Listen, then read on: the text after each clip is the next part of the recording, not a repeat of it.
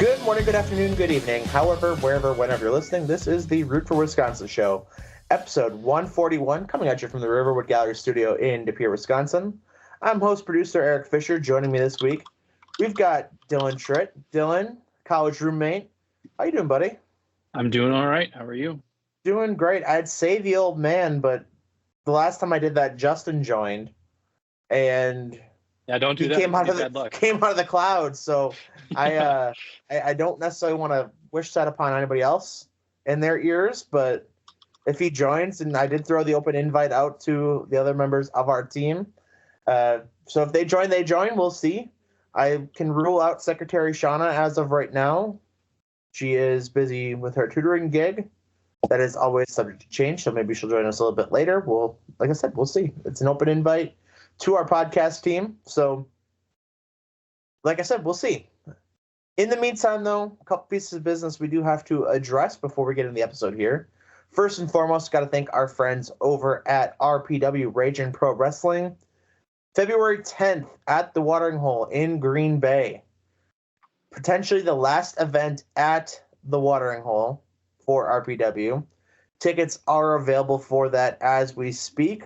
I know myself, a guest who is not on this podcast, and Ramsey will be there. Still working out the last person for that one. So February 10th at the Watering Hole in Green Bay. We also have another show February 9th that I want to promote that myself, Secretary Shauna, and Ramsey will be at. Also still figuring out the last kind of moving piece of that as well. But that show is HWE is what it's called. And that is run by our good friend. You've heard him here on the program multiple times. TW3. And that is Hybrid Wrestling Entertainment. That is February 9th at Badger State Brewing. Tickets available for that one as well. So Ramsey and myself, at the very least, will be at both events. And hope to see everybody there. Get some great local pro wrestling as some of the top talent throughout the state and really throughout the world comes to Northeast Wisconsin. Tickets are available for both those events at their local venues as well as for RPW at Look Sharp in the Fox River Mall and rpwprowrestling.com. Tickets are available there. A couple other pieces of news on the RPW front. Dylan, I know you're kind of a lapsed wrestling fan. But first of all, greatest time of the year right now in the wrestling world. And we'll talk more about the wrestling world here in just a little bit. But I don't know if you remember this gentleman, but his name in WWE was Mr. Kennedy. Oh, yeah, I do. Native of Two Rivers, Wisconsin, was billed as being from Green Bay. Mm-hmm. And no longer obviously in the WWE, so he goes by his actual name, Ken Anderson or Mr. Anderson. And he is making a number of appearances in RPW throughout the calendar year. And a dream match coming up on November 1st, which we've already gotten tickets guaranteed for, at the Big Apple in Manitowoc. And that match, the dream match for RPW Destiny 4, which tickets are already available for, Zilla Fatu versus Mr. Anderson. For those of you who don't know, Zilla Fatu is the son of former WWE superstar, the late Umaga. And interestingly enough, why this is a dream match, you might have never heard of him. Umaga's last match in WWE was actually against Mr. Kennedy. Mm. And Zilla is just kind of starting out, so he had gone through Booker T's Wrestling Academy and just kind of hitting the road now. So just a total different, opposite ends of the spectrum and getting started. So I believe that'll be Zilla Fatu's Wisconsin wrestling debut against Mr. Kennedy, the last match in WWE that his father had wrestled. So really cool news there. So with that in mind, like I said, tickets are available for that as well. So with that, Dylan, we get right into the heart of our episode and a lot to talk about in the next however long we go. plenty has happened in the world of sports and specifically Wisconsin sports.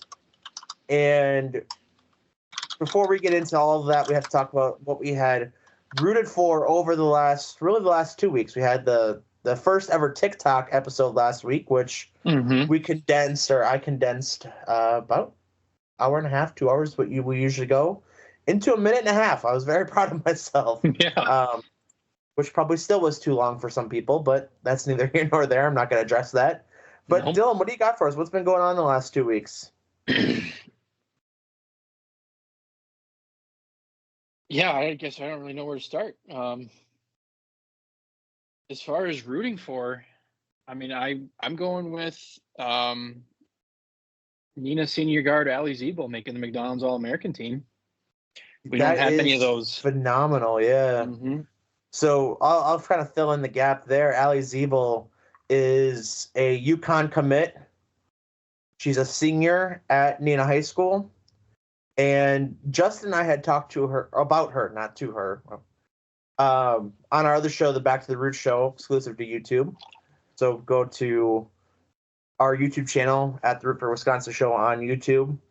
And if you want to check us out, talk about her back last basketball season as we got ready for girls sectional basketball when they were playing Hortonville for a potential chance at the state championship game on the line. So have talked about her and what a phenomenal athlete that she is. And yes, Dylan, I don't know if I can't imagine she's the first ever to play in that McDonald's All-American game from Wisconsin, but definitely the first in quite some time.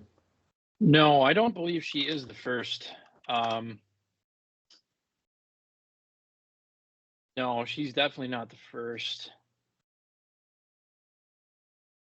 Last female basketball player I can recall in a long time, but right, that's what I was. That's what I had meant. I want to say Kevon Looney was. He would have been in high school class of 2014. Yeah. For the boys' side. I'm going to say Diamond Stone from Dominican was as well. Class of 15, if I'm not mistaken. Yeah, I think so. He might even be 16. He might have been when I was a senior, he might have been a freshman. I was Sam Decker. Sam Decker, McDonald's All-American. I'm not sure. Seeing if I can find some information here as well. I'm gonna guess. You remember Henry Ellingson? From Rice Lake. Yep. I believe he was as well. So it looks like so these were nominations, so not necessarily playing in the game. But Tegan Milegny from McFarland last year was a McDonald's All-American. I don't know if she played in the game or not. She was an Iowa commit. Mm-hmm. So actually, I believe she played. So last year, so I guess instead of going, saying it's been a long time, it's actually back-to-back years. So definitely a first for Northeast Wisconsin in quite some time. Yeah, let's see. Brian Butch. Okay. In 2003, he was. Sam Oki from Cassville in 95. Joe Wolf from Kohler in 83. Shout out to Kohler. Let's see. Handful of nominations in the past, too. Brevin Patrick from Baldwin as well. Oh, yeah. KK Arnold, another UConn commit, also from Germantown.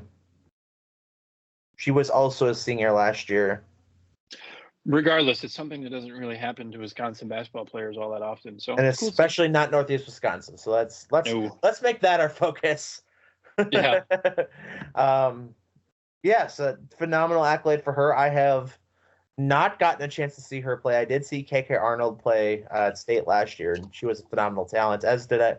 I also saw Tegan Milegny, who we had just talked moments ago. But Hopefully, for Allie's sake, they make the trek down there because, first of all, Resch Center or the stay at Resch Center, it's so incredibly cool to have that in Green Bay, Wisconsin. And for my money, I think it's really cool how it kind of ends up working out. Where Green Bay, as of right now, is still the focal point of women's college basketball in this state. And I think there's something to it being here in Green Bay as opposed to be down in Madison. So I concur. That is your root for. My root for is I'm going to go with kind of the same thing here, but I'm going to stick with the Phoenix men and women. And both teams actually snapped winning streaks over the weekend. And the women had a 10-game win streak snaps over the weekend and a last-second shot loss to Oakland. But just, again, the 10 games in a row just speaks volumes for how talented. And, you start – I wrote about this for Horizon Roundtable that I write for one of my side gigs. But you just kind of start running out of accolades and superlatives for a team like that. And it speaks volumes. And, the best part of a winning streak ending is that another one starts. Another one can start. Phoenix women will be in action tonight as we record. So I will probably have my eye on there. They were playing IUPUI, who has fallen down the ranks of the Horizon League over the last couple of years, but anything can happen in a given night. So we'll have my eyes on that, and we'll possibly provide updates as we go. So that is my root for. But with the positives come the negatives, Dylan. That is our Tyler Hero Noogie of the Week. And I'm going to start with you here to see if you have one right away. I do. It's not necessarily Wisconsin related, but I'm going to go with Draymond Green and his recent comments about Kevin Durant. Very curious. I did not see these, so I'd love to hear. He was explaining why Kevin Durant is not in the GOAT conversation. Okay. I don't hate where this is going yet. It's just the fact. So here's his quote, right? Steph Curry didn't get credit that Steph gets today until 2022 when he led this team to a championship, like the one against Boston, and won the Finals MVP. When all else was failing, Steph said, "All right, fellas, come on, let's go there, period. You got to go do what Steph did to get in that conversation." I don't necessarily disagree with that, but it's just the fact that this is coming from the guys that called Kevin Durant and begged him to come join their roster after they lost to the Cavs in 2016. Kevin Durant, led them to 2 straight championships. Correct. 2 back-to-back Finals MVPs, and then they kind of turn on him like that. I thought that was just nonsense at best, but that's just me. I don't hate the basis of where that comes from. I find it odd of who is saying it. Yeah, that too, since he was the one who specifically called Kevin Durant. Right, and that's where you kind of lose me. You have me on board, but then you lose me because it's Draymond Green saying it. So, yeah, I don't. It sure is an odd way to attack a guy. Yeah. I do have a couple of thoughts and related to this, and not my noogie. This would have been my noogie prior to today, but my noogie was going to be, dude, Wisconsin sports fans as a whole are just sometimes incredibly delusional. And Dylan, I know I talked to you about this already. Yeah, I know where you're going. And I want to be clear. I love the Bucks. I enjoy Chris Middleton. I am grateful that he is a Milwaukee Buck. Very grateful that he helped deliver a championship to this team in 2021. without Chris Middleton, I'd say they may not. They probably don't win that championship in 2021. I don't think that's a stretch to say. I would agree with that. Yep, I would agree with that. Now, with that said, I saw an argument, had a back and forth with a gentleman on the Facebooks who was insistent that Chris Middleton is a top 10 small forward of all time. And a Hall of Famer. And a Hall of Famer. Both of which just aren't true. And this goes back to something that I have very frequently talked about on this show. And just as a whole, not everyone's a Hall of Famer. No. You can be an important cog on your team that wins a championship, potentially even multiple, if they somehow pull one out this year or next year, whatever it ends up being. You can be an important piece of a championship team and not be a Hall of Famer. It is okay. It is not the Hall of pretty damn good. It is not the Hall of great. It's the Hall of Fame. We're talking, you to qualify, you should have to be a generational talent. Mm-hmm. And to make that happen, I mean, obviously these are all subjective things. Chris Middleton isn't even the most important buck.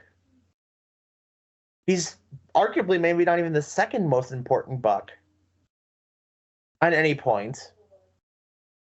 He may not even be the third most important buck at any point. As of right now, with how this team is currently, the current makeup of this team and how we've seen rotations. This makeup, I would say during that championship run, he was a second strong or third second option. I would say that he was a very key, important offensive option, but I don't think he was the second most. I don't think he was the second most important player on that championship team. I would put it Giannis, and Giannis is way up, right? Like Giannis. Oh yeah, is no one's even close. We're doing Skype right now.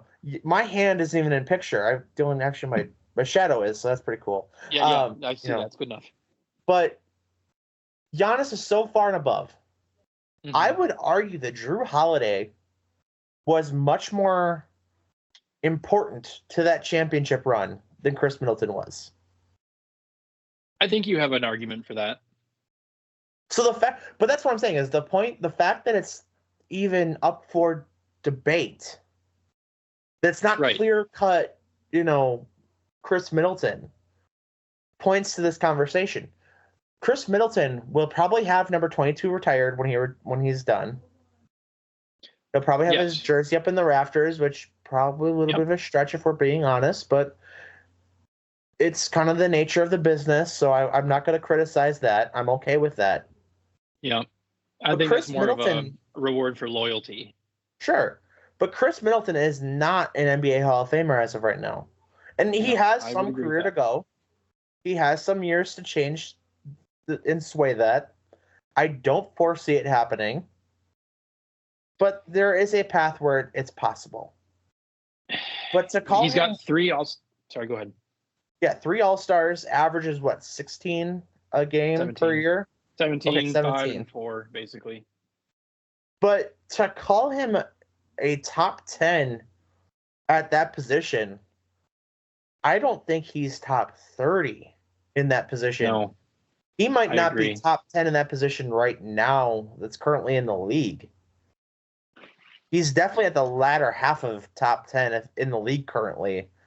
He's definitely not top 20 at the position all time. He's definitely not top 30 at the position all time. A couple different, I mean, if you start getting in the list, you can look at, 37. Is he top 40? Maybe. Is he top 50? Probably. I'd concede maybe top 50. But he sure as shit ain't top 20. No. He's definitely it's not close. It's not close. No. So that's one of my. Actually, I'm going to make that one of my nuggies because I got pretty fired up about it. My other noogie, I know you did. That was funny. I didn't plan on being that fired up about it, but here we are. My other noogie is another thing that is just a very common thing that I hate that we have to talk about so frequently as sports fans, as people who watch sports, cover sports, talk about sports. Can we stop sending death threats to athletes? And yeah, you gotta have better people things to do as than a whole, like you shouldn't ever have to threaten to kill someone. Barring, there's obviously, I won't ever put myself in a box where it's never not appropriate. I'm sure in many instances throughout human history that there are times where you won't really turn an eye to it, right? Like that's a whole different, that's a morality question way above our pay grade here at the Wisconsin show. Yeah, not our forte over here. But can we stop tweeting, DMing athletes and putting threats on them and their families and all this stuff over a game? Like, I get, sports are very passionate. They bring out a lot of emotion. And I can see being, upset. I think people who even tweet to athletes specifically negative comments that even aren't threats, but they're kind of losers to start with. But if we're taking that one step further, there is zero reason. I don't care if you bet the house on the Bills or the Packers this weekend. That's a you problem, not a them problem. Right. And actually, to Packer fans' credit, this wasn't them this time. This was actually Bills fans tweeting at Tyler Bass and made him deactivate his social media because of threats against his life. But what are we doing as a society? Like, I just can't ever wrap my head around it. And I hate that we had talked about this once every couple months. And I know that we're not like a nationwide show. I mean, we are. We're available. Apple, Google for now, because that's about to get shut down. YouTube and Spotify. So we're out there. So people of the world, if you're listening, this is free advice to everybody. Stop it. I'm sick of having to say this. I'm sick of making this my noogie when there's better things to be ticked off about, like Chris Middleton being a Hall of Famer. Yeah, right. But okay, so that's my two noogies of the week. We move on, and usually this is where we start doing our trip around the state of Wisconsin. We do have Dylan. Do you want to talk about pull tabs quick? This was something I had teased in our TikTok last week. Again, did not have this in my. This is our Wisconsin web story of the week. Did not have this in my bingo card for 2024. But pull tabs made the news last week. And just kind of talking about them and how great of a thing they are. This comes from Channel 5 in Green Bay. We are Green Bay. WFRV. Bars are known for a multitude of entertainment offerings, from jukebox to karaoke, from darts and pool. There's no limit to the activities that you can partake in at a tavern. But in the Midwest, there's one bit of entertainment that bargoers can't seem to resist: pull tabs. Pull tabs aren't an offering you'll find only around the Great Lakes. They've been around since the 1970s, starting as a fundraiser tool for charities, but obviously has evolved since there. For those of you who don't know what a pull tab is, like I said, it is one of the greatest inventions to ever exist. Generally, it's a little business card, like a business card sized piece of paper. Usually has 3 to 4, sometimes 5 little cardboard things. You pull them across. You see if your patterns line up. If they do, you win money. Pretty simple. Pretty simple. Very addicting. Obviously, if you have a problem, you should not play them. And there's numerous resources out there, so play them responsibly. You can find them all throughout the U.S., even in Canada, but they hold a certain lore in the Midwest. The foundation that tracks these says that Minnesota is far and away among the most popular spot for pull tab players. In 2019, Dylan, players wagered nearly $1.97 billion in pull tabs alone. That's nuts. More than the next 3 states of Texas, Kentucky, and Indiana combined. That's nuts. Story goes on to try and talk about the Wisconsin, saying how Wisconsin souvenir milk caps, you can find them a number of places, including the state fair. How it gets around the law of gambling, which is something I've always had questions on, but, quote, according to Wisconsin law, any activity that involves the element of consideration, aka payment, prize, and chance is gambling and illegal unless authorized by Wisconsin law. Since you have to pay for the pull tabs in which you have chances to win a prize, you might think they'd be illegal. However, pull tabs distributed by Wisconsin Souvenir Milk Caps offer collectible pop-out milk caps, which are similar to the once popular Pogs, which is actually it was a Supreme Court victory. So you don't technically have to pay to play. There's end dates and odds are printed on the tickets, and the tickets are random, so it's more of a game of chance as opposed to gambling. Is how they kind of get around it. They can go towards fundraisers, so it's not always strictly like gambling. And in the state of Wisconsin, the largest prize you can win is $500. The Wisconsin Lottery also offers a pull tab style game with the highest prize of $100. And then it's more just talking about the culture of drinking in Wisconsin. So Dylan, just real quick, do you play pull tabs when you go to a bar that has them? Not often, but I have. Have you Usually won don't have big? very good luck. No, never won anything on a pull tab. Really?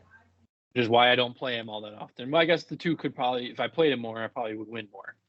Law of averages is going to play out eventually here, but. That is a fair point. I have won $99 on one, and I've won $200 or $250 on one. It was great. Oh. The time, it still kills me. The time that I won the $250 or $200, whatever it was, had gone to a bowling. It's a bowling. It's in Appleton by the Grand Chute area. It's like the Timber Rattlers sponsor or they sponsor the Timber Rattlers. I can't think of the name off the top of my head. Dylan, if you think of it, just let me know. But I had gone there with Shauna and her sister and brother-in-law, and I think a couple of their other friends had met us there. I put $2 in. They're like, "Where'd Eric go?" "Oh, you only bought 2?" Like, yeah, that's only. I don't really usually carry cash, so I cash I had on me. Put $2 in. Next thing I know, $250. It was great. So that is my pull tab story. The $99 time, very similar, was up in Gillette, and some friends of mine had been pouring basically all the cash they had on them into the actually that one's a bucket. It's not even a machine. And they probably had close to $100 worth of tickets or the tabs on the bar. I bought one single pull tab, $99. That's not bad luck. So it has gotten me a little bit of ridicule because I claim that I am good at pull tabs. It's all skill. Your averages play out. Yeah. I think I think there's a skill to it personally. Could be. Like I said, you gotta really, you can't just, there's the machine, they've got like the 4 slots. You can't always hammer one. You've got to kind of pick around. That's step 1.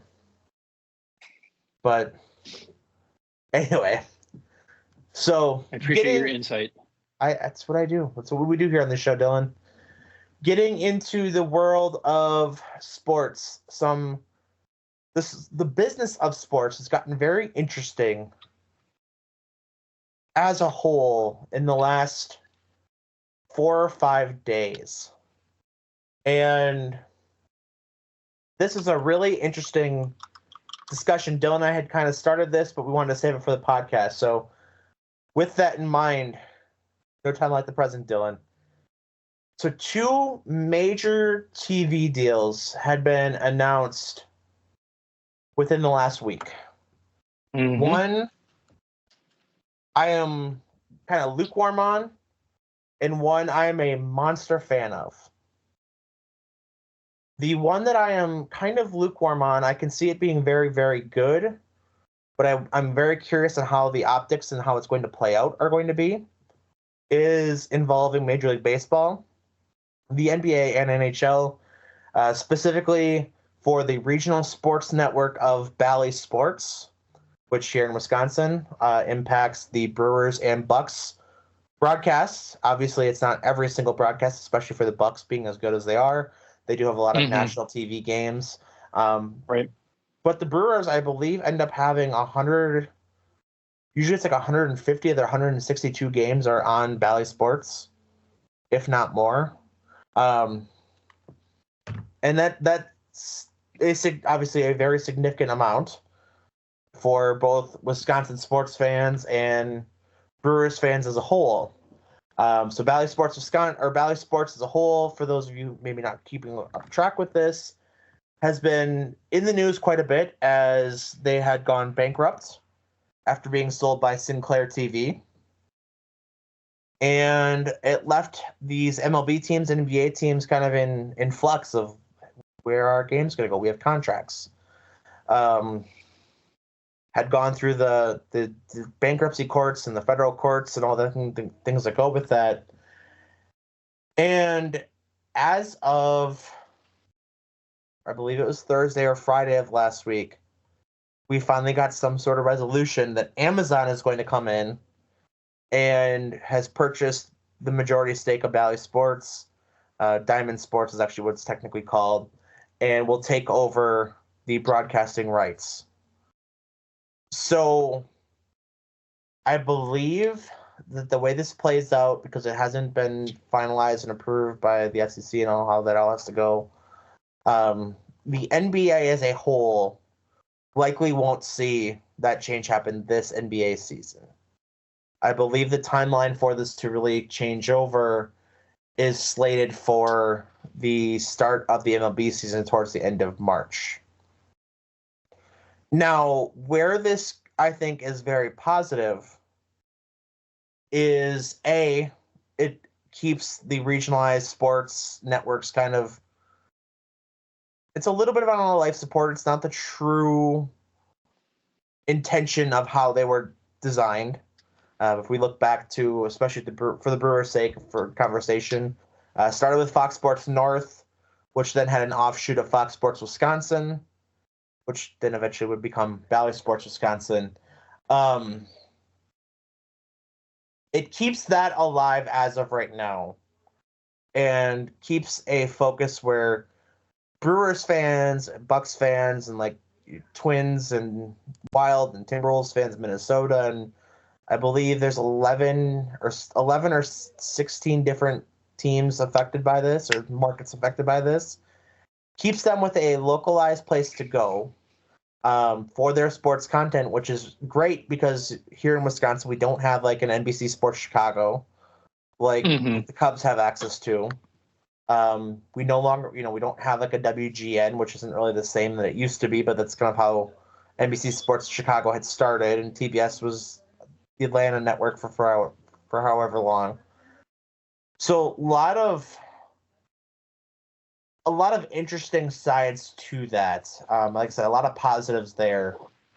However, where it becomes a lot of question marks, one, and I think Amazon and the MLB and these teams are still trying to figure this out, is this going to move to Amazon Prime exclusive, where it's only available through Prime, which doesn't necessarily affect me, or it doesn't affect me. We have Amazon Prime, and a lot of people do. I'd say it's probably one of the most common subscriptions, not necessarily for TV purposes, but just subscriptions across the country for the shipping purposes. But you get that for free, basically. So a lot of positive to it.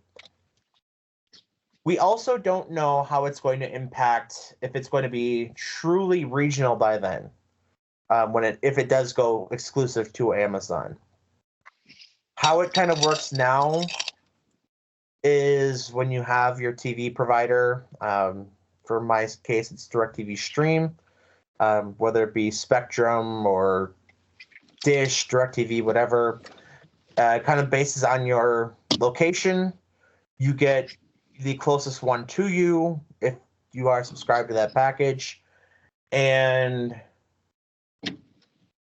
it also doesn't allow, it has local blackouts. So when the Brewers are on, yes, we have Valley Sports North because that's kind of like the main station, like for the Destination Outdoors and all the other things that go on through Valley Sports. But when the Brewers are on and the Twins are on, we aren't able to watch the Twins here in Wisconsin because of the Brewers. And I don't hate that. I think there's a lot of positive to that. However, I also, with it going to Amazon, I'm curious if they're going to keep that geographical bias towards it, or if they're going to open it up, which if that's the case, and you know, Amazon ends up may only end up getting 5 teams for MLB, because those 5 teams are the only ones that actually have exclusive streaming deals through Bally Sports. But where it gets really interesting to me is, okay, let's say I go, if I go on to Amazon Prime this summer, will I have access to a Twins game or a Reds game? Because those are the 2 that I can think of the most off the top of my head. But will I have access to those, or are we going to have the geographical restrictions, which I don't hate either way. I'm just curious how they're going to play it out. I think it's a great growth opportunity for MLB if they decide to kind of lift that restriction, especially given how a lot of people don't subscribe to MLB TV because you can't watch your local team. I have one of my brother-in-laws lives out in Minnesota. He subscribes to it because he gets to watch the Brewers then. And that's the way for him to watch the Brewers. But when he comes home here in Wisconsin, if he's here for even a week, that subscription is useless for him for that week, which is very baffling to me. I think it's a very bad business model. I get where it comes from. You want to kick it back to your regional sports networks, but with how Bally was, given that they did have like a almost 2-year blackout on Dish TV customers, where it was almost exclusive to DirecTV and I believe YouTube TV.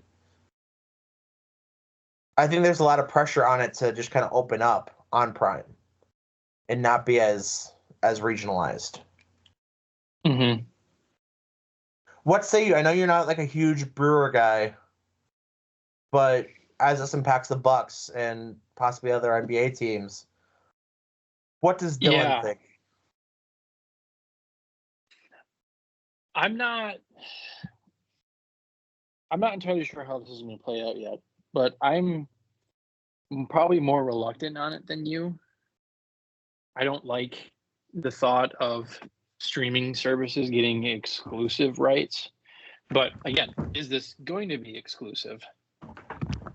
And that's my question as well. Is it going to be exclusive to Prime, or is it going to be Bally Sports Wisconsin powered by Amazon, where like your Dish TV or your DirecTV customers have access? Right. And like, let's just say I used to have Hulu Live. Sure. Right. So you get as many live sports as you can imagine, more than you could ever want.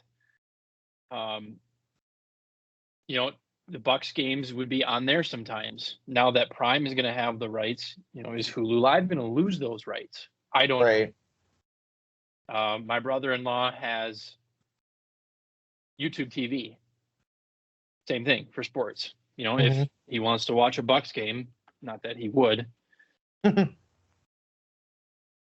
is he going to lose I'm sorry, is YouTube TV going to lose rights to Bucks games? I don't know. I'm not sure how that deal is going to work out.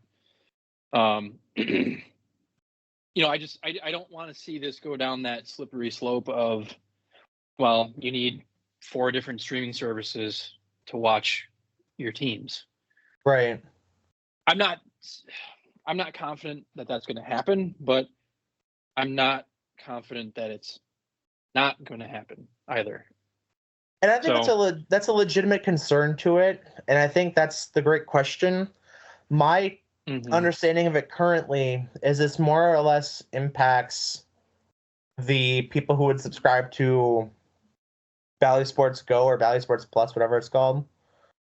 And not necessarily the people who, like myself, would have DirecTV Stream or, like you said, YouTube TV or Hulu Live or, whatever the service.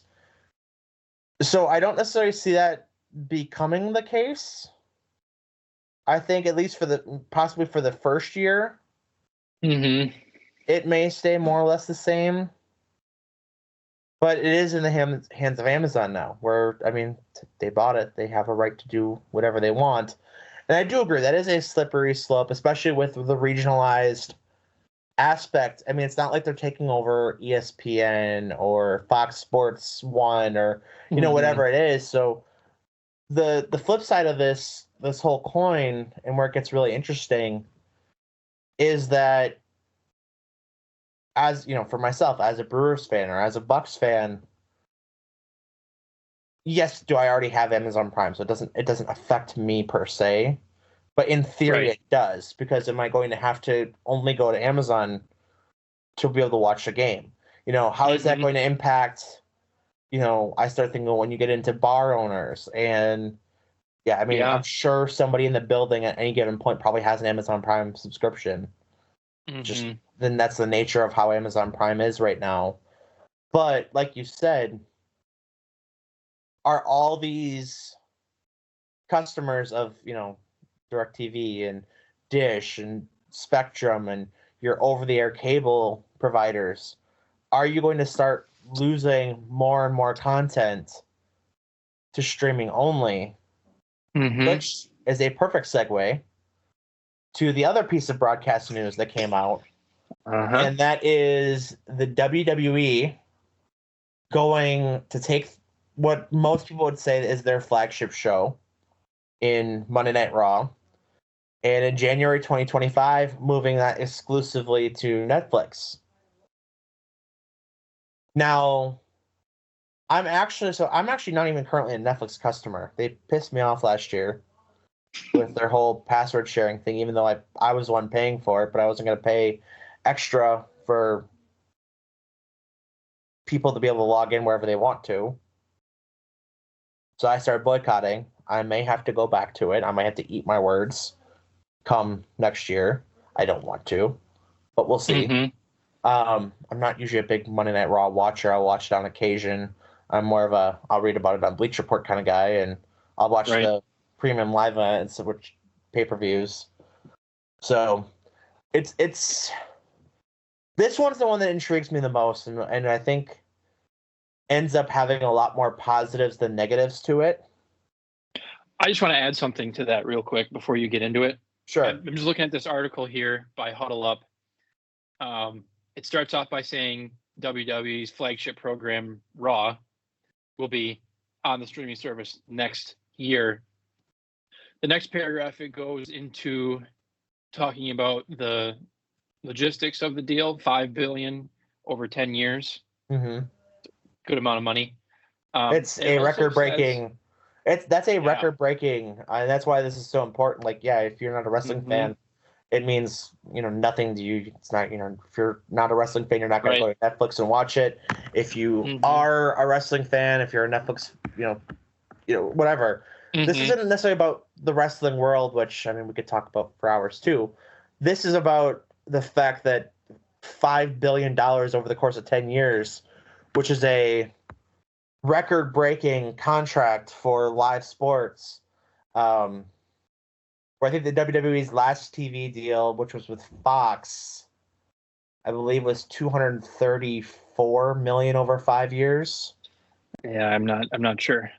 And I don't know if that was per year or if that was just the total contract. I believe that might have been per year, but this is still doubling that Mm-hmm. But on a per year this basis. this article also says Netflix will also become the home for all WWE shows and specials outside the US, including SmackDown, NXT, WrestleMania, SummerSlam, and Royal Rumble. Okay. So So it adds more than just Raw. sure. So that's for outside the US customers, correct? Or is it for events I'm that not take place sure. outside of? The way that I read this article, I'm saying it's events that take place outside the US. Okay. And that definitely I would like to get some clarification on that because my Mm-hmm. interpretation of how I've kind of see this play out is that I think the big contracts, so how, you have all these different contracts with these different providers and whatnot. Um, for Monday Night Raw's case, it was USA Network, which is an offshoot of, it's in the long run, it's in the NBC family. Mm-hmm. So follow the trail that leads you there. But where that gets incredibly interesting to me is that I think why they picked January of 2025 was due to the Canadian deal. I don't remember who the provider in that was, but if I'm not mistaken, they had to wait for that one to be able to kind of go. So my interpretation of it was that if you're not in the US for as a subscriber, so if you're in Canada and or Mexico, instead of being able to go, okay, Monday nights it's USA, Friday nights it's Fox, I believe Tuesday night NXT is also USA. But instead of going to one of those two networks for your show, outside of the US, so if you're in Canada, it's exclusive now to Netflix for all those events. Mm-hmm. Regardless, still very monumental events happening in a record-breaking contract. This one, like I said, I'm more intrigued by this one as a viewer. And again, this is somebody who doesn't subscribe to the product currently, being Mm-hmm. Netflix. But the allure to this, strictly as a fan of the program, is you are no longer constrained to strict TV blocks. Like, Monday Night Raw right now for Central Time was 7 to 10. SmackDown was 7 to 9. You'll have a start time just because there's going to be people in the arena. But you don't have a defined end time anymore. Like, you don't have to meet a certain end. Mm-hmm. So if a match is going long or if a segment goes long, you have that That's freedom okay. to let it go and not Mm-hmm. have a TV exec breathing down your neck for going Mm-hmm. long and cutting into. I mean, granted, at that time, it's like you're not getting new TV; you're getting reruns of NCIS and Law and Order and crap. But still, it's Right, the but principle whatever. where if you're or on SmackDown's case, that's local news. 8 to 10 out on the East Coast, 7 to 9 here. On Fox, they start their news at 9. So you start getting into local news, and then you got even more possibly upset people as well for networks. So I think that's incredibly interesting to go and kind of for a wrestling show anyway to get off of network TV like that. Um, I think it's going to really kind of start to set a like I know you kind of talk about the precedence of having to go to a different streaming service for anything you want to watch. And I do Mm-hmm. agree that there is some concern with that because at some point, are we even going to have, like a direct TV or over the air cable? Is it just going to strictly Mm-hmm. become, you have this service like a truly a la carte thing, which I don't think is entirely the worst thing either. I mean, I'm not paying for QVC and the home guard Right. network, but There's ups and downs to both sides. Um, as a I can see this from the perspective of a WWE fan. This is probably a great thing. The only downside, at least for us here in the US, is that now you require 2 streaming services to watch WWE content. Mm-hmm. Because here in the US, and depending on how the interpretation of what we had just talked about is, Peacock is the home for what the WWE Network is, and it's all the old pay-per-views, it's all the current premium live events, and the backstage shows and documentaries and all that. It's all on Peacock, and then the show replays eventually get there as well. So now, if you're a WWE fan, you've got to have Netflix for Monday night, and then I believe NXT is actually staying with USA TV. So you have USA for Tuesday night NXT, and then as of right now, Fox still has SmackDown. That kind of goes into what we were talking about when we were talking about Valley. It's right. At what point does it end? We're kind of, not to get too off topic here, but we're kind of even getting there toward NFL. I know NFL is never going to be to this extent, but Prime has access to all Thursday night games. Mm-hmm. Right? Obviously, the NFL is never going to go this way, but what if Netflix, for some unforeseen reason, says, "Well, we're gonna buy rights to Monday Night Football"? Sure.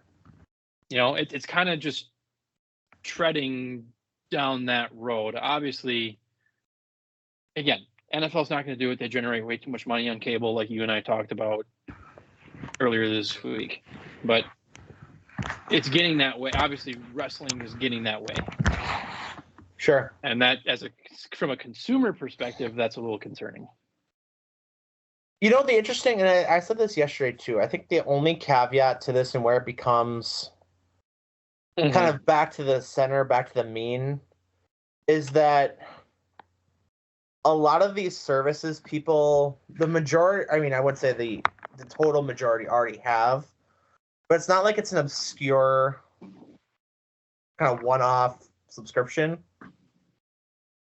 I don't know what the actual numbers are. I'm sure, I'm taking a guess here, but I am sure that Netflix is probably still the most subscribed to streaming platform across the country, probably across the world. I believe so. Yep. Well, this article says it is. So yeah. So from that end, okay, that says to me the average person has Netflix more than those that don't, if they have a streaming service, that is. Obviously, I'm sure that's demographics of older people who don't have any streaming services kind of impacts that a little bit, but even that's going by the wayside these days. It's a nice way to say people are dying off that don't use them. Yeah. I got you.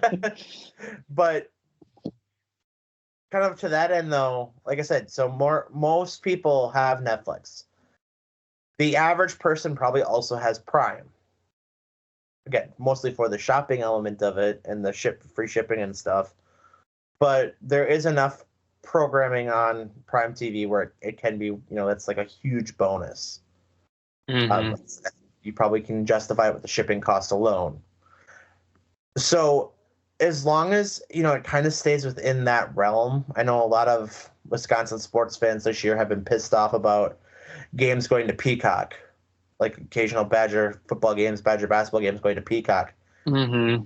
Again, I'm a Peacock subscriber, so it doesn't really bother me. I'm in the camp usually saying it's $5 a month. If you have $5, if $5 is really going to stop you from watching games that you want to watch, you probably shouldn't be watching them anyway. All you gotta do is skip Starbucks one time. Right.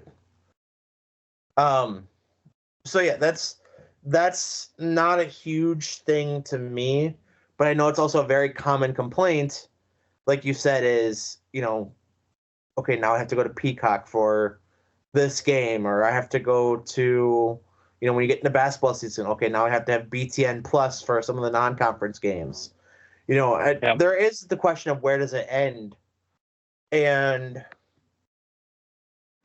The only answer I have to that is I think we're kind of seeing the cord cutter side of this kind of hit a tipping point, because now, I mean, if you look at ESPN or Disney, I'm going to focus this as Disney, who owns Hulu, Disney Plus, and ESPN Plus.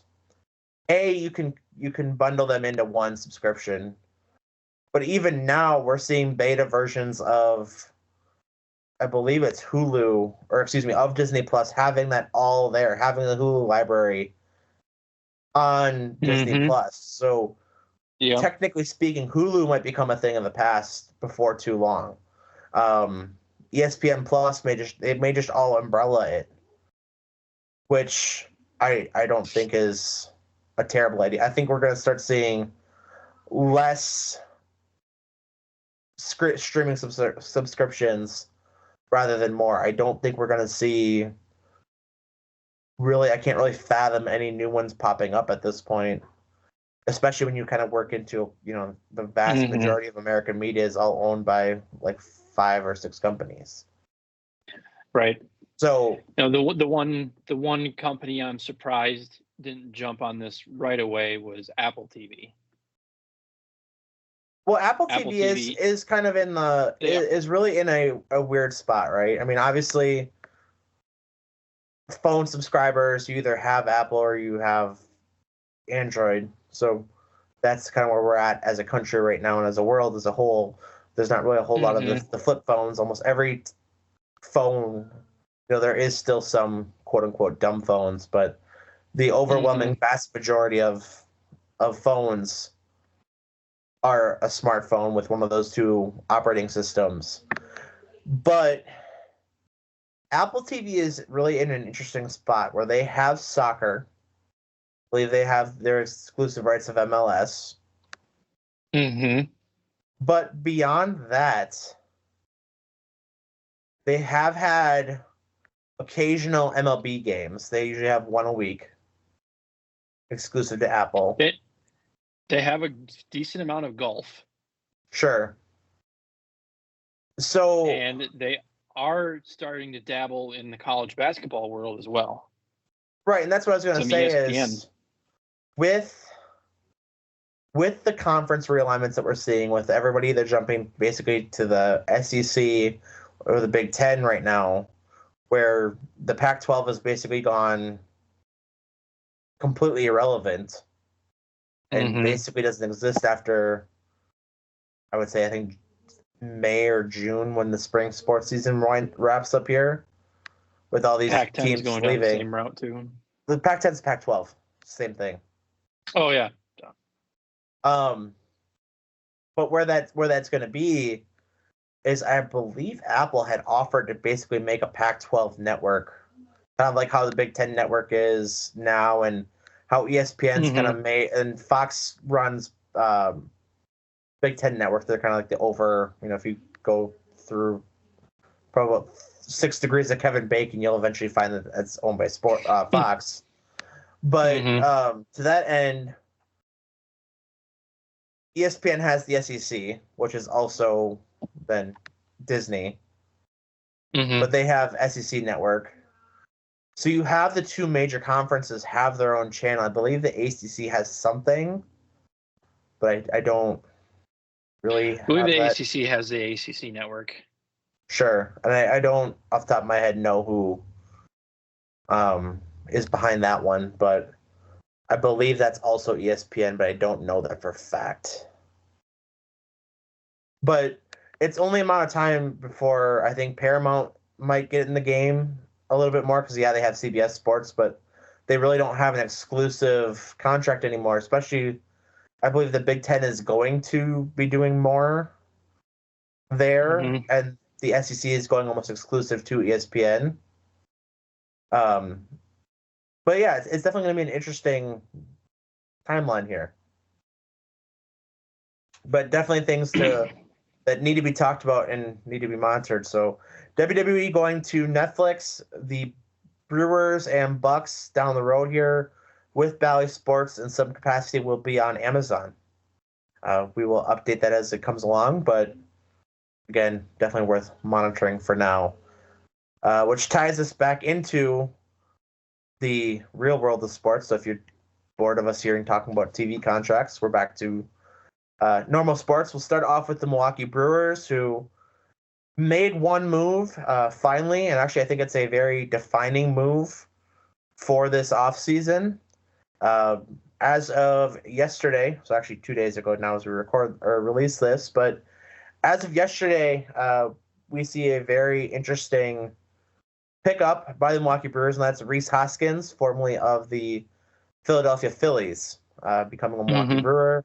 Reportedly a 2-year, $34 million deal for the first baseman. Averages about 27 home runs, hits left-handed pitching really well. Coming off an ACL surgery where he missed the whole 2023 season. But definitely a huge pickup in my book, and why I think this is incredibly important for the Brewers is all offseason we've been seeing as to, okay, what is the Brewers' mindset in 2024 going to be? Are they going to more or less tread water? Are they going to make kind of one last gasp at it and make a kind of a last dance type season with Corbin Burns, Willie Adames? So we now know that Brandon Woodruff is still unsigned after they let him walk because of the injury. But to what was the Brewers' season going to be? They did re-sign all these guys via or without going to arbitration. They came to agreements with them, so they didn't even have to go to meetings. So they did have the 1-year extension with all these guys.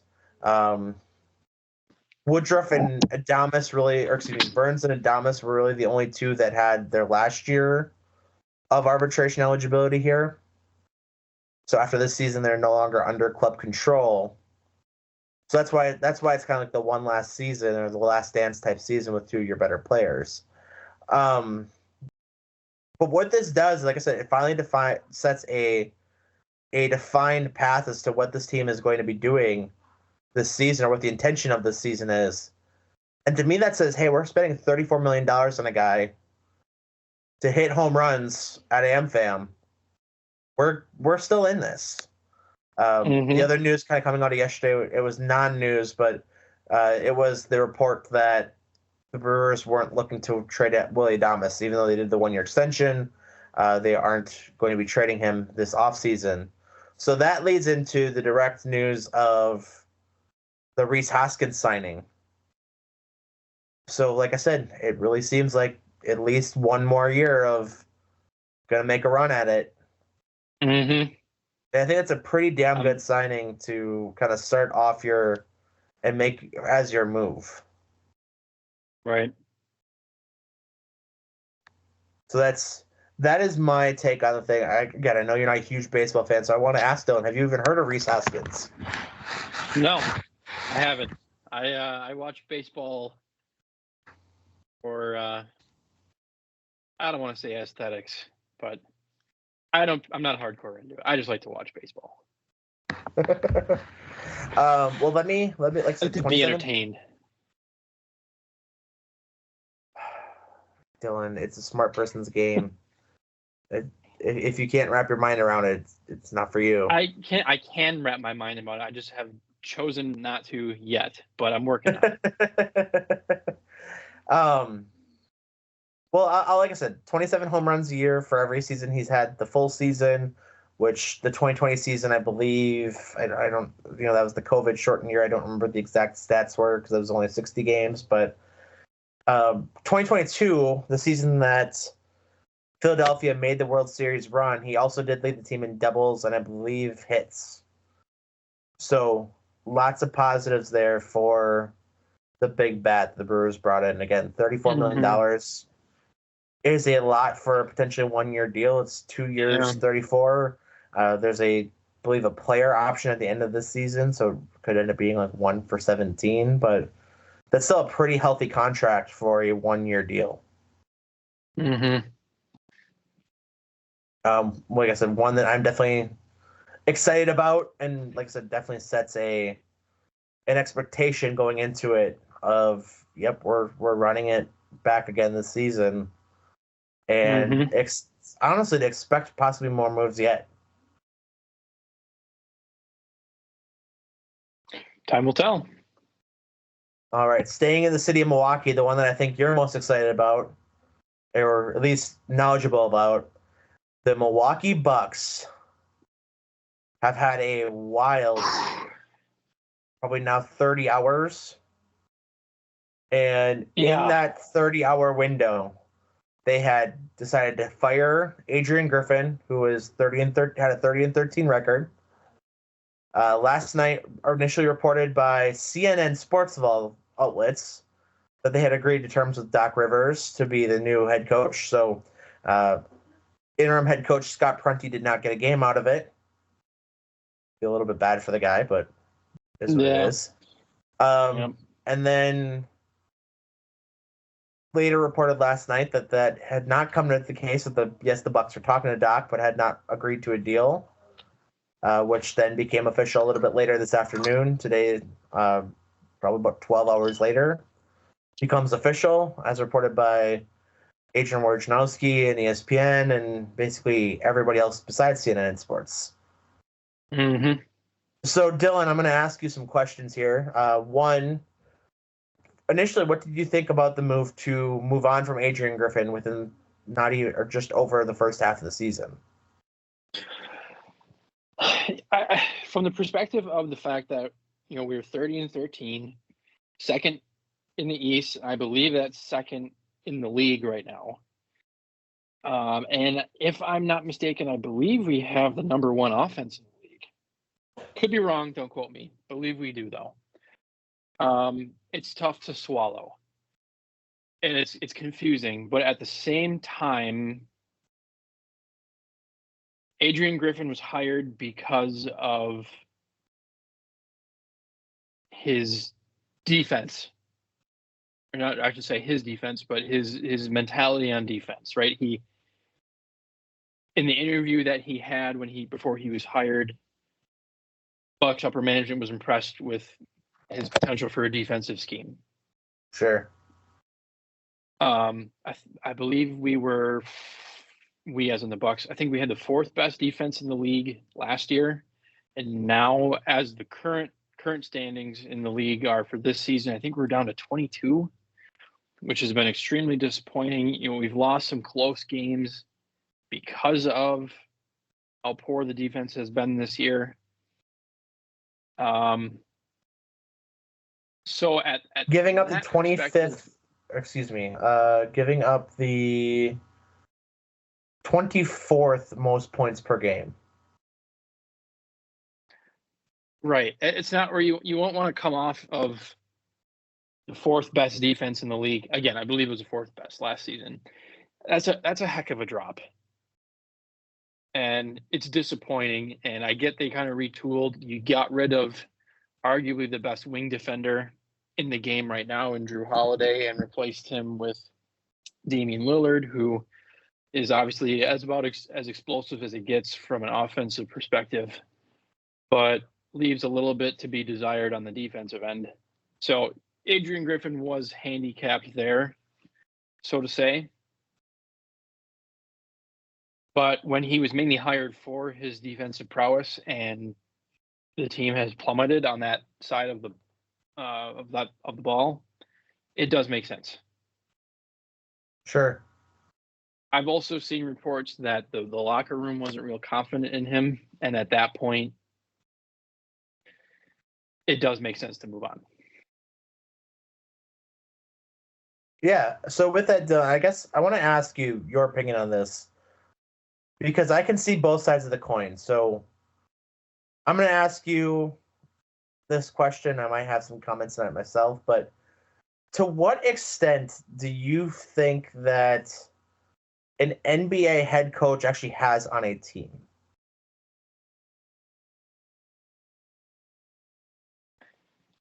I'm going to say it is less than we think. You look at it from the perspective of high school and college. Your coach runs your program. No ifs, ands, or buts about that. Obviously, he does have someone to answer to, which is the athletic director. especially on the college front. When you get to the NBA, I believe your most important asset is probably going to be your star player, right? I don't think there's a head coach in the league that the Milwaukee Bucks organization would prioritize over Giannis, and probably right now Damian Lillard.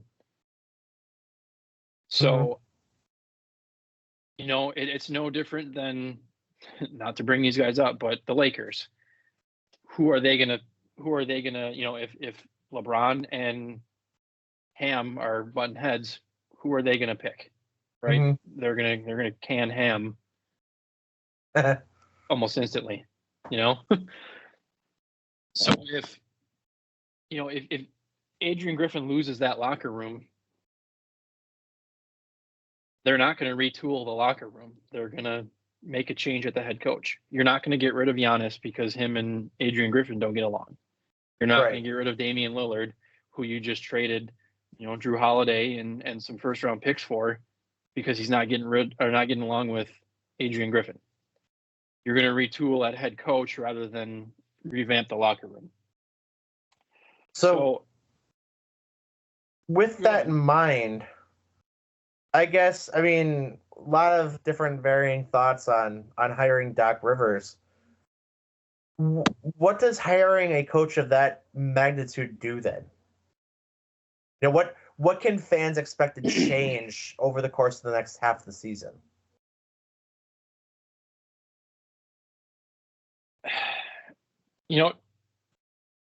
Doc Rivers had, obviously, his most successful run was in Boston in 2008, when he had, I would say that was his best roster. Sure. Better than any roster he ever coached in the Clippers, in my opinion. Definitely. So obviously he's got the championship experience, and he's got experience managing big name players, right? Recently he's coached in LA. He's coached some big names in Boston. He's got, he handled Paul Pierce, Ray Allen, Kevin Garnett, and to a point, Rajon Rondo. So he's got history coaching multiple as well, because balancing Giannis and Lillard is not going to be the easiest task, but I think he's got the capability to do it.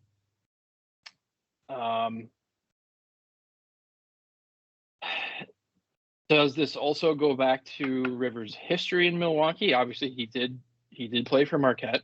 He was an All-American in Marquette. So does that have anything to do with it? I don't know. 16 straight winning seasons since he won that title with Boston. 9th most regular season victories in NBA history. 4th most in the playoffs. I think, as far as a head coach is concerned, we should be optimistic as Buck fans. Obviously, he's had some struggles in the playoffs recently, especially closing out series that he's been up in, 3 games won, 3 games to 2. But he's coming into a team with a very solid young core, arguably the best player in the league, in Giannis. I don't see any reason to be reluctant about this right now. Sure. Obviously, time's going to tell. The biggest difference that we're going to see is, Giannis and Lillard, and to an extent Lopez and Middleton, have it figured out offensively. They know what they're doing. The biggest tell is going to be, do we get it together on the defensive side of the ball? If our defense ranks start climbing, then obviously this is a good hire. If defense stays the same and offense starts dropping, well, obviously hindsight's always going to be 20/20, but that's what we're going to, in my opinion, that's what you got to look for. So that kind of leads me to my next question for you, Dylan, is your thoughts on how do you even make that change? So to preface this question, and for our listeners who maybe not as involved in the NBA, certainly as much as even I am, but to even your extent, you can't play zone in the NBA. You have to play man. So I always argue that defense, especially in the NBA, is a mentality. You're a freak athlete. Mm-hmm. Yep. You're one-on-one with some of the best players in the world, but you're also one of the best players in the world. So Mm-hmm. what difference is a head coach saying, yeah, go man up, play defense? What does the head coach even have to do with that? Like, I'm gonna say to that end, is improved defense with just changing a head coach realistic? I think so. He's just, I'm going to bring up the Lakers again because I think they have a head coach they don't respect at all. It's hard to suit up and play for a guy like that. Sure.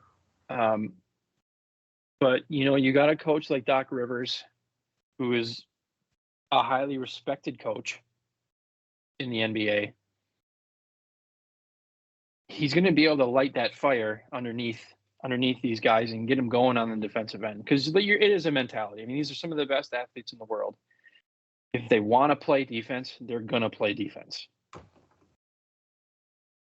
If you want to win games, you're going to play defense.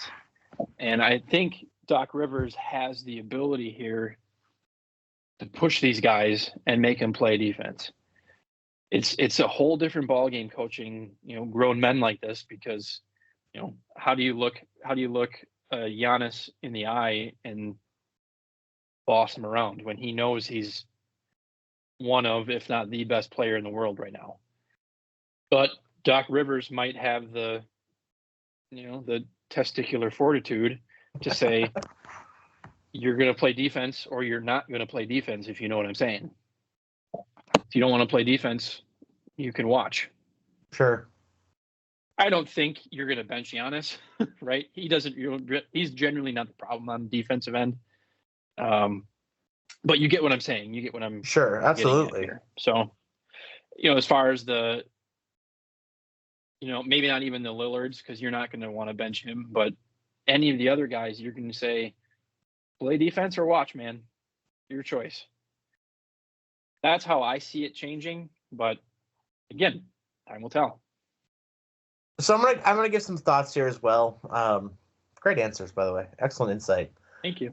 My thoughts on this it's a lot of the same, but I think one thing that I expect the most to change, if there is going to be a change, I mean, again, you're kind of dealt the roster that you have. Yes, we'll see if the Bucks are active in the buyout market. I certainly expect them to be.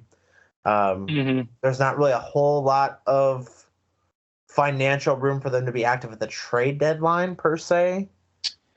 Right. But, especially now that you got 3 coaches on payroll right now. Right. But what that does to me, there's really 2 big takeaways I have for this. One is we have the obvious that the Bucks, unlike a certain team in this state, weren't afraid to make a change mid-season. And we'll talk about that at a different point. But the Bucks weren't afraid to make that change in season. And we have seen this work out incredibly well, which, not to, like you said, not to bring this person up, but there's a very successful story in 2016 of a team that fired their coach halfway through, who was in over his head as a head man, leading several high-profile grown-ass men, and firing that inexperienced head coach, ironically hiring another inexperienced head coach, but making a decision to hire a guy that meshes better with the locker room, that results in a championship. So it has happened before. And if this ends up getting the locker room to buy back in, I think that's very important. The other caveat to the whole thing, though, that I find the most interesting and where I think Doc Rivers will make the most impact is something that you said really early on when we started talking about this, but it's just the experience of knowing how to handle stars and how to handle a rotation of stars. Mm-hmm. Because, yeah, defensively, like I said, you can only play man, so it's not like you're switching to a 2-3 or the 1-3-1. You're not busting that out anytime soon. Mm-hmm. But you learn and you know how to build better rotations of which five you want on the floor in key moments. You're not going to be, pardon the term, deer in the headlights with these big moments because you haven't really done it outside of playing 2K. You know what I mean? Like that's something that Doc Rivers brings, that he's able to probably better suit a lineup of 5 and your 6 to 7 player well, actually probably longer than that. So your 7 to 9 player rotation at any given night, he is better suited to that than Adrian Griffin was. I agree. And that's where your big changes, I think, you're going to start seeing. It's going to be gradual. I don't expect this to be night and day tomorrow or even tonight, because that's the first game. I don't think it'll be Doc. I'm not even sure if it'll be Doc Rivers on the sideline. To my knowledge, I don't believe the Bucks even formally announced it yet. It's just been. I don't believe they have either. Reported. So it'll probably be the Scott Prunty show. So best of luck to him. But to my knowledge, the Bucks have not officially announced Doc Rivers as head coach for tonight or at all. So with that in mind, like I said, it's definitely an interesting time for the Bucks. Just to wrap this up, Dylan, I'm going to ask you your overall grade of the move to move on from Adrian Griffin and your initial grade pre-game 1 of the reported hire of Doc Rivers. My grade to move on from Griffin, I'm going to say I'm going to give it an A. And not because I don't like Adrian Griffin. You never root for a guy losing a job, which I'm sure we're going to touch on that here shortly as well from another perspective. But he was hired for one thing. I shouldn't say one thing, but he was hired predominantly for his defensive mindset, and this year it is tanked. So I think it was the right move. So I'm going to say A on that one. And as far as hiring Doc Rivers, it's hard to give it a grade, an honest, objective grade without seeing results or lack thereof. I'm going to give that a B+. Okay. I like what the Bucks are doing right now. They're going out and they're saying we're gonna. None of the details of Doc Rivers' contract have been leaked. I shouldn't say leaked, but reported yet. But the Bucks are saying we're not afraid to get out there and get some big names now, right? We got a guy in Giannis who's a once in a lifetime player, and we are gonna get some rings with him. And they're not doing what the Cavs did with LeBron in his first stint. They're not just hoping that he's going to carry him. They're going out and they're putting a team around him, and they're making runs. So even at the head coach position. So I'm going to give this a B+. Obviously, in a week or two, we can revisit this. Got a couple more games coming up here in the next couple of weeks, and we'll be able to see with our eyes what these results look like. So in the meantime, I'm going to, I'm going to say B+. All right. My grades, I'm going to agree with you. I think the willingness to move on from Adrian Griffin is more telling, especially with the record. I mean, if you heard people talking about the Bucks, you would have thought they were almost dead last in the league. Instead of second in the East, and for that matter, for home court advantage, if they were to hypothetically make the finals, second best team in all the NBA. record-wise. Mm-hmm. You'd have never guessed based on where they're, with all the talking heads of the conversation that's been had. Mm-hmm. That said, I think there is, like I said, it's being willing to say, yep, we might have made a mistake here, whether it was, because the reports were that Adrian Griffin was Giannis's guy at the hiring time this last summer. If that's the case, yeah, we messed up. We lost the locker room in some capacity, whatever it is. Like you've acknowledged that, hey, this wasn't working out, and this was probably going to get worse by our own standards that we've created. So Mm-hmm. it's better to move on rather than let this fester and waste a year of Giannis and possibly your only year of Giannis and Dame, who you traded one of your key franchise players and a very crucial role player in Grayson Allen. Mm-hmm. So you moved on from two very important pieces of your lineup to make this trade. And if it's potentially only for 1 year, you have to maximize those results in that 1 year. Yeah, it's go time right now. So to that, just for the decision to move on, I get it. I'm glad that, again, they didn't just hold on. Doc Rivers hire is an interesting one. As a whole, I'm going to give it, again, prior to, it hasn't even been formally announced by the Bucks yet, so I guess technically speaking, we're speculating. But given who's all reported it, I'm going to take that on faith for now. And for conversation's sake, I think it's a B plus or an A minus. I think all the important pieces of it are there.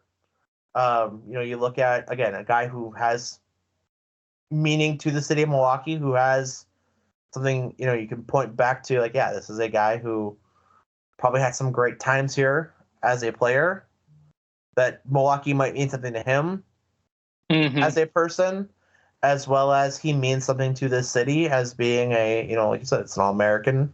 Those don't come every single year. So to that end, I think it's, optically it's great. It's a big name who has a, championship pedigree.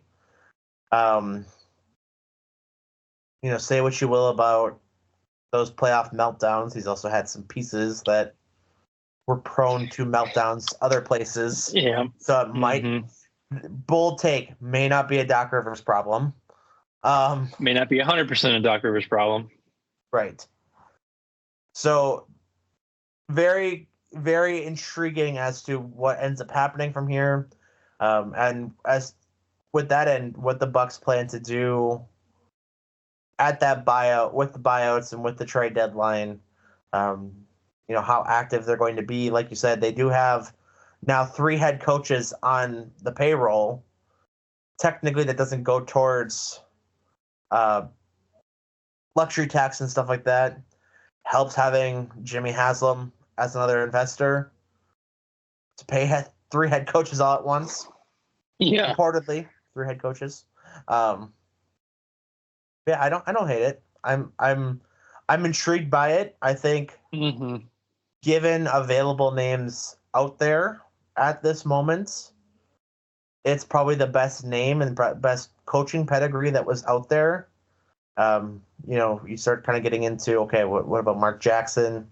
I'm good. Any of the Van Gundys? I'm good. Yeah, I think they picked the best one out there. The only conversation then becomes, okay, what should they have hired Adrian Griffin this summer? Should they have looked at Nick Nurse a little more? Should they have looked at, like Monty Williams? I'm content in what they did. I don't think they're gonna I don't think they're gonna regret not hiring Nick Nurse or Monty or whoever. Obviously that's to be determined. Hindsight will be 2020, but that's where I'm at right now.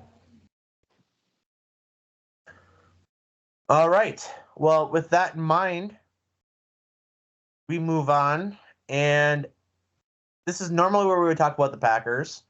We're not going to do that, Dylan. for the sake of this episode, we are actually going to more or less put a bow on this thing because there is a lot of Packers to talk about. And we're going to do that in an episode that we're going to release tomorrow. It's going to be basically all Packers. So if you want to stay, keep your eye out for that episode. Obviously, turn your notifications on. We'll have plenty to talk about, whether that be the season ending on a loss to the 49ers, the coaching changes that we have now seen and staff changes we have now seen, and everything in between. And as we look forward, we'll have a look at that here in just 24 hours or so. So be sure to keep your eye out for the Wisconsin show. In the meantime, we could take a quick look around the college basketball. The Green Bay women, as we had mentioned, did snap their 10-game losing streak, currently up on IUPUI 53-33 in their bounce-back game. Milwaukee Panthers, I don't care. I'm not going to talk about them. Wisconsin Badgers got a huge win over Minnesota last night, 2 nights ago as we released this. Very close, very gritty win. Gritty, not pretty, but it got the job done. Are up to 13th in the country in the latest AP poll. Marquette got an upset win over the weekend against